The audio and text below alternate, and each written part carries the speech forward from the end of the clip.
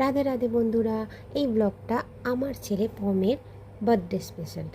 হ্যাঁ, সচরাচর আমি খুব একটা ব্লগ করি না, তবে ভাবলাম চলো এই ব্লগের মাধ্যমে ছোট্ট করে শেয়ার করা যাক আমরা প্রতি বছর পমের জন্মদিনে কিভাবে কি আয়োজন করে থাকি।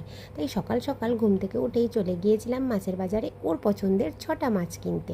হ্যাঁ, ইলিশ, পমফ্রেট, গুড়জাউলি, কাতলা, গলদা চিংড়ি আর লোটে মাছ কিনে আমরা চলে গিয়েছিলাম জুডিওতে পমের জন্যে জন্মদিনের জামা কিনতে।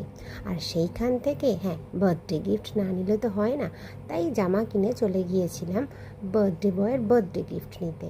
হ্যাঁ, এবছর ওর বাবা ওকে দিচ্ছে সাইকেল।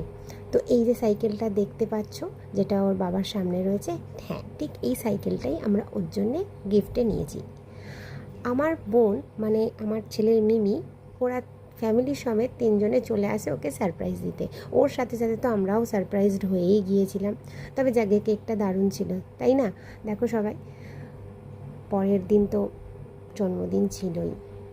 তো যেহেতু জন্মদিন বড়দের আশীর্বাদ ছাড়া তো ইনকমপ্লিট, এই যে এত খাটনি করে সব কিছু আয়োজন করা ওর জন্যে হয়েছিল, তোমরা দেখতেই পাচ্ছ।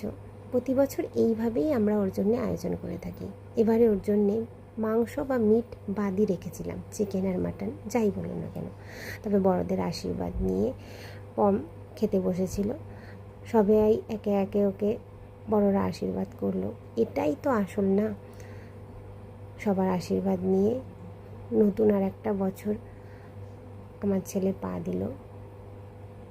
সবাই ওকে আশীর্বাদ করবেন, উইশ করবেন, এইভাবেই যেন বড় হয়।